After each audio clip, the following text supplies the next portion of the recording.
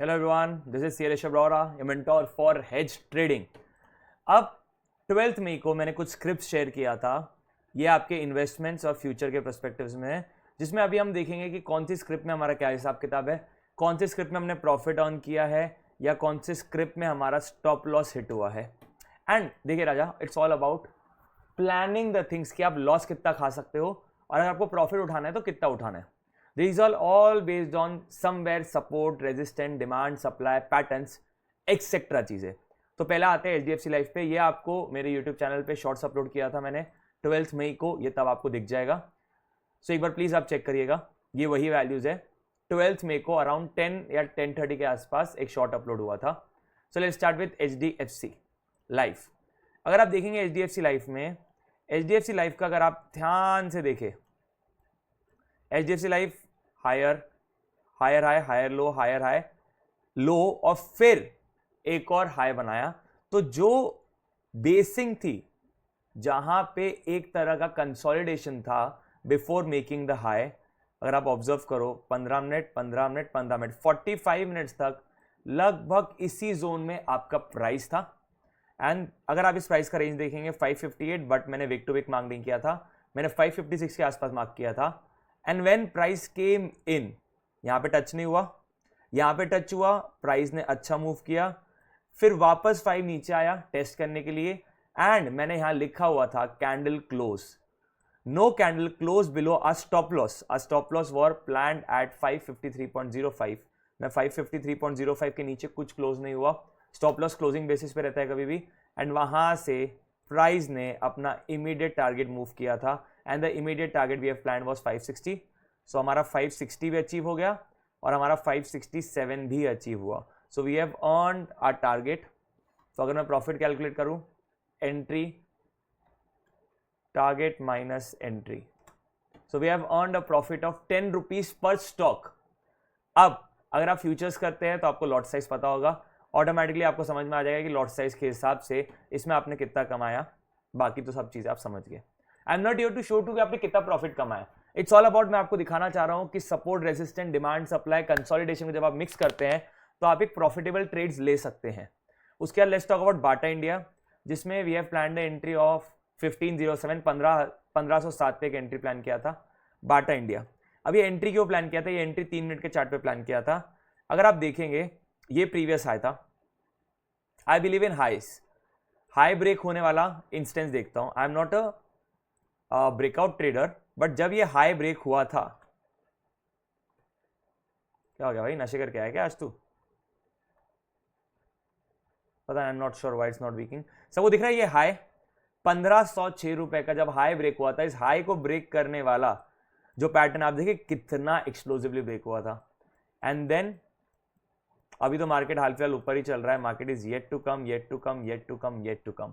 जब ये आता है, we will for sure pull up our triggers and I will take a entry on the long side. अब these videos are for educational purpose, mind you guys. आप इस basis पे अगर options कर रहे हैं, फ्यूचर्स कर रहे हैं, वो आपकी गलती है। I am here just to share my guidance कि yes, how does you differ, आप कैसे अपने आप को चेंज कर सकते हैं एक ब्रेकआउट ट्रेडर से रेदर देन अ रिट्रेसमेंट ट्रेडर। आने दो ना, समय लो, आने दो, उस समय पे हम ट्रेड करेंगे जब हमारा प्राइस यहां पर आएगा।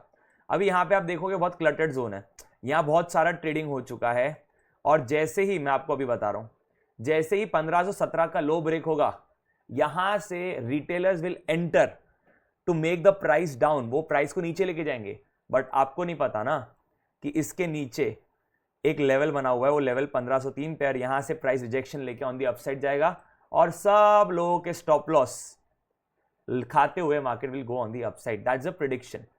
Okay Raja, so let's move for the Bata में we have no entry as of now.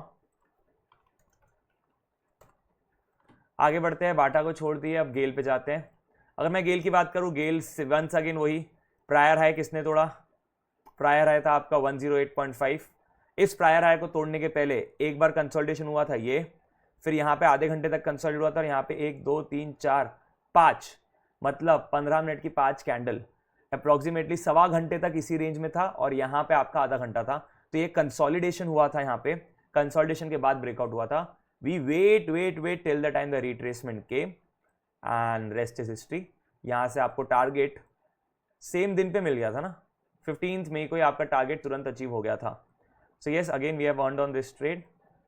Target number 2 भी मेरा अचीव हो गया था, 109 आराम से अचीव हो गया. तो entry, so we have gained 1.95 per share.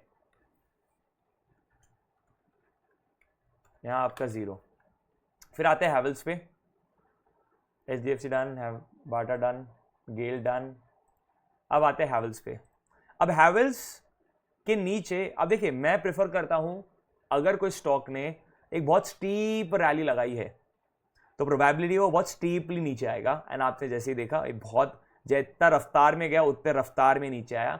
और मेक श्योर आपको ये समझ में आए कि सेलिंग बहुत बहुत स्टीप होती है. जब मार्केट टूटता है बहुत फास्ट टूटता है, लेकिन जब मार्केट बनता है तो बहुत धीरे धीरे बनता है. अब यहाँ पे ऑब्जर्व करोगे बहुत रफ्तार में प्राइस ऊपर गया. अब व्हाट हैपेंड इज बहुत सारे लोग यहाँ पे ट्रेड लेके बैठे होंगे, यहाँ पे ट्रेड लेके बैठे होंगे. मैंने डीप डाउन पूरे लिया हुआ है. यहाँ पे एक हैमर था, फिर कंसोलिडेशन था 1 घंटे का, यहाँ 3 घंटे का कंसोलिडेशन था. तो I have just tapped out. मैंने बहुत बड़ा डिमांड एंड सप्लाई लेवल लिया हुआ है, 1560 से लेकर मोटा मोटी 1524. The stop loss is big and we are expecting a higher targets on this. अब अगर स्टॉप लॉस देखोगे तो कहीं ना कहीं 30 रुपए के आसपास है, बट अगर आप टारगेट देखोगे तो we are targeting 60 rupees. So अभी तक we have no entry on this also.